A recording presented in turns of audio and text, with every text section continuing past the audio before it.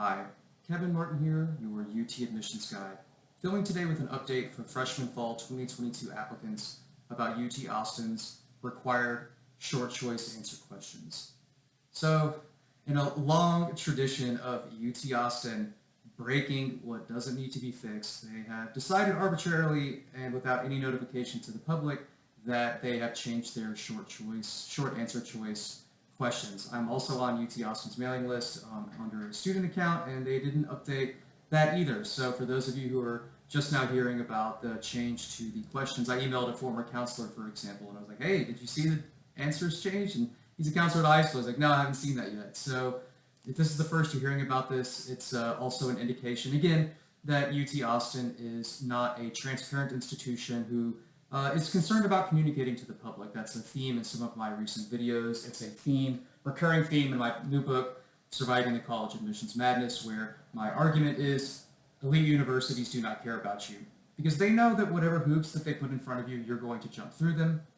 They're also aware, especially a place like UT Austin, that they're a top dog in the state of Texas, so they have no concerns about getting enough applications. And so there's always this question, why do universities change their topics? And I just don't really have a good, compelling response to that, because if you look at law schools, for example, it's always the same prompt. It's basically like, what experiences do you think contribute to a law school experience, and essentially why are you applying to our institution? And so if you're a prospective law student, you can apply to 15 universities and you only need to submit one and maybe a maximum of 2 essays, whereas for undergraduate admissions, it just changes every single year, or usually every other year, and that's true with UT Austin. And every time universities change their topics, they have to retrain their staff on the new topic. So it just requires like so much logistical issues to change topics that, again, were never broken to begin with. I was actually a pretty big fan of UT's 3 short answer topics from the previous 2 cycles, and I'm definitely a critic of essay topics in general with my new brand, Admissions Madness. But again, they've decided, oh, it didn't need to be fixed, but let's go ahead and break it. So without further ado, here's the new topics. You can find this on UT Austin, admissions.utexas.edu. The first topic is the same. It's asking, why are you applying for your first choice major? That hasn't changed at all. So for those of you, I know there's thousands of students who have already began writing these short answer topics, especially with how compact. I think universities are just unaware of how busy students are. Like, they just don't know how busy so many of you are with volunteering, with internships, with summer camps, with independent study. I know many of you are also taking summer classes nowadays in order to knock out some of those electives like health or some of the AP courses that you would prefer not to take, and then in order to free up your senior year for off periods or electives and so on. And so the admissions timeline has been pushed back for many families until June, especially if you're applying early decision. So just another little side rant there. But the major short answer question is the same. Fit for major is a big deal, okay? It's a big deal at all the universities you're applying to, particularly if you're applying for STEM majors. Like, it's just simply no secret that STEM, particularly computer science, or even nowadays biology and biomedical engineering, given the vaccine development and the COVID-19 pandemic, these are majors that are super competitive. And even if your academics are super strong or perhaps even perfect, if you're a prospective computer science applicant and you don't have a deep demonstrated interest and already having been doing experiences for at least a few years, you're going to have a difficult time gaining admission into top computer science or STEM programs. The same also applies for business, because the reality is you're going to be competing against students who've done HOSA, who've done DECA, who have extensive research or internship opportunities somehow, even during the pandemic. So it's just the case. So if you are applying to your particular major, it's also part of the strategy to apply to a major where you can demonstrate that you fit that major. The second topic, I'll read it for you. It's kind of a combination of the previous leadership and diversity topic. They just kind of like put them together into this weird like portmanteau of an essay. So it asks, describe how your experiences, perspectives, or talents, which was the same as the enriched learning environment last time. So describe how your experiences, perspectives, talents, and or, right, so unless you want to do all 4 of those things, your involvement in leadership activities, in parentheses, at your school, job, community, or within your family, which was the same as the old leadership topic, will help you make an impact both in and out of the classroom while enrolled at UT Austin.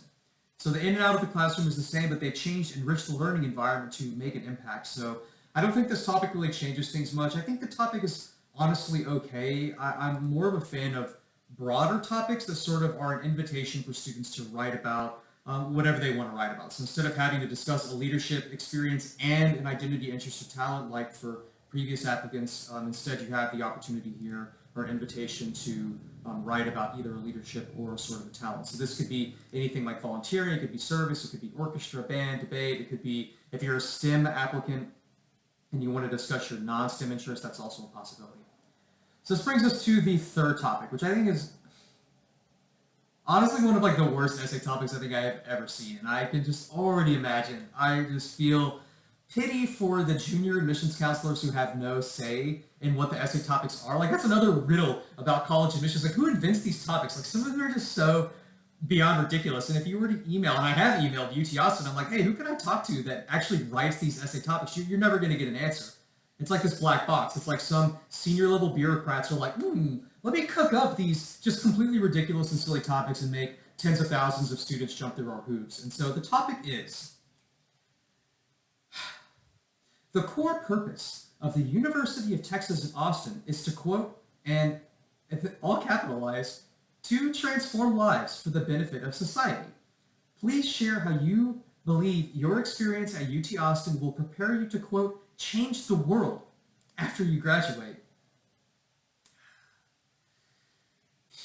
One of the biggest cliches that I remember reading when I was a UT Austin counselor, it's like the first line that I cut out anytime I see a prospective student's essay is this, what starts here changes the world. So now that they've taken this cliche that was present in so many mediocre, badly written essays, and they've made an entire essay topic about it. I'm laughing just because of the absurdity of it. Like I already know students are going to struggle about this. Like I already know I'm going to get a lot of inquiries about this. And then every time UT Austin changes their topics, like it just drives traffic to my website, to this YouTube channel, because students are inevitably going to ask, like, hey, like I need some tips, examples, advice on how to address these topics. Because again, they just release these topics with no further insight or evaluation about what it is that they expect you to write about.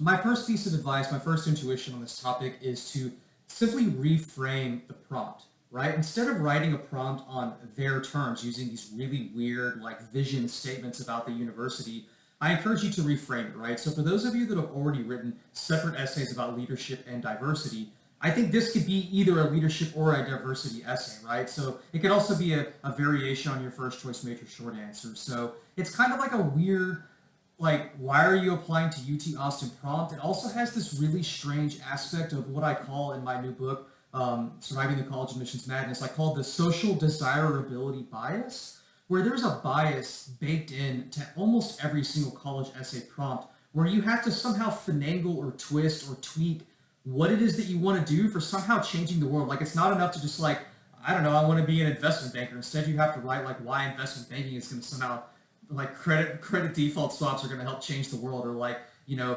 if you're an economics major, like, oh, like the Fed is just printing tons and tons of money. Like, let me talk about how that's going to change the world. Like, it's a truly awful topic, and I do feel pity and compassion for the junior admissions readers, like the first-time counselors who are new to the profession who are going to have to read all of these terrible responses to this prompt. Like, I think it's like, honestly, maybe the worst prompt I've ever seen UT Austin release, and I've been doing this for over a decade. It's like almost as bad as the old Applied Texas SAP that asks you to write about a fictitious or hypothetical roommate that you're going to have in the future. This American Life did a podcast episode about SAP.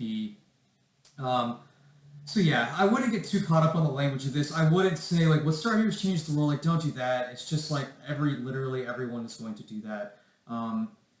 Instead, I would just say to try your best. I think one easy way to answer this prompt is to find student organizations on campus that can sort of help you begin to plug into these larger questions. I think another minefield students are going to walk through are things about politics and social justice. And so, again, because every conversation nowadays is inexplicably linked to social justice and economic justice issues. So I would be careful about treading into politics. But again, if you're a government major, like it's hard to say. So, I don't know. I think the topic is just terrible. So, for those of you that are struggling with it, you have my sympathies. For your high school counselors out there, college advisors on high school campuses, you have my sympathies. I think this is just a really regrettable topic, but not as bad as the next topic. So, they have a fourth short answer this year. So, in case you didn't already have enough work to do, and again, a lot of these topics aren't really going to overlap with Texas A&M, for example, which has a totally different set of short answer questions. They're requiring everybody to talk about, please share background on events or special circumstances that you feel may have impacted your high school academic performance, include the possible effects of COVID-19. This is such a bad topic. So last year, this was an optional topic, so students could opt to submit about special circumstances if they had disruptions at home, if mom, dad lost a job, if they themselves got COVID, if they lost a family member, if their schools were just like completely messed up. But I think of like my 50 clients last year, I think there was like only 3 or 4 that wrote that short answer topic. So it's not a lot of students, especially if you're like wealthy in the suburbs, like things were, regrettable. You might have missed out on extracurricular activity. Like online learning has probably left a lot to be desired for a lot of students, but it's probably not any more or less just kind of the run-of-the-mill disruptions that people have experienced during COVID-19. But why they've required this topic is just goofy, because what's going to end up happening, I call it the mountain out of the molehill effect, is you're going to have students that just aren't honestly going to know any better, that are going to write about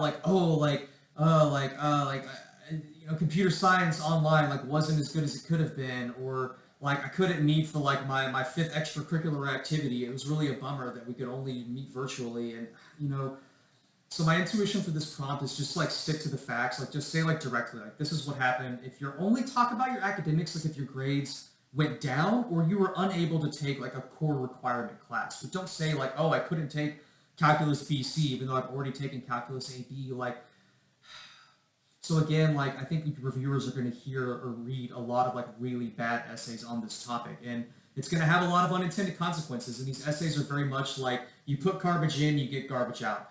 I think if it was up to me and I could wave a magic wand, it would just be like the tell us your story essay A prompt and like, why are you applying for your first choice major? I don't think you need to have any other essay topics beyond that. But again, this topic, these changes, I'm sure have already wasted tens of thousands of hours of students who wanted to get the leg up.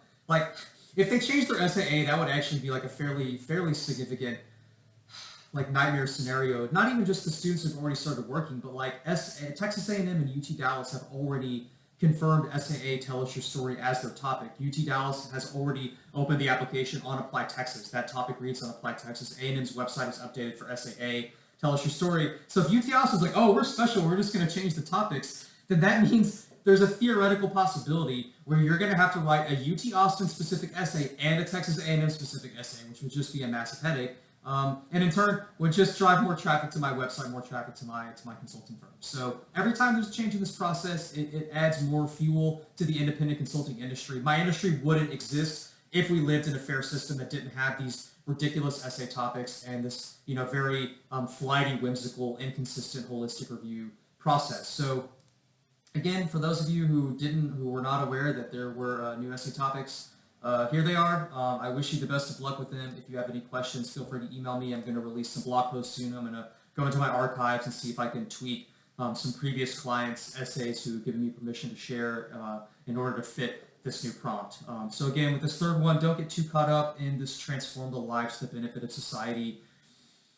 I don't know. Just try your best. Like, I don't really know what to say at this point. I don't know. It's a crappy topic. Sorry you have to write it. Again, I talk about this and many other topics in my book, Surviving the College Admissions. Pick up your copy on Amazon. I kind of call into question a lot of these fundamental assumptions, and someone's got to call universities out for their nonsense, again, for the lack of communication. UT had said, oh, we're totally going to release the topics by July 1st. They didn't. Still haven't confirmed SAA. They haven't. They were releasing their transfer admissions decisions for fall 2021 students, some of which, had to forfeit rental agreements, had to unenroll from other universities. So again, UT Austin knows they're going to get their applications. They don't need to be transparent, and they frankly just don't really care about communicating with the public. I've actually been emailing with multiple UT admissions counselors, and they just they don't respond. So don't expect you to get any answers from them. And again, I just sort of for the 5th time now this year, I'm just apologizing on behalf of the universe that you have to write these silly essay topics that don't really ask what it is do you want to know about me.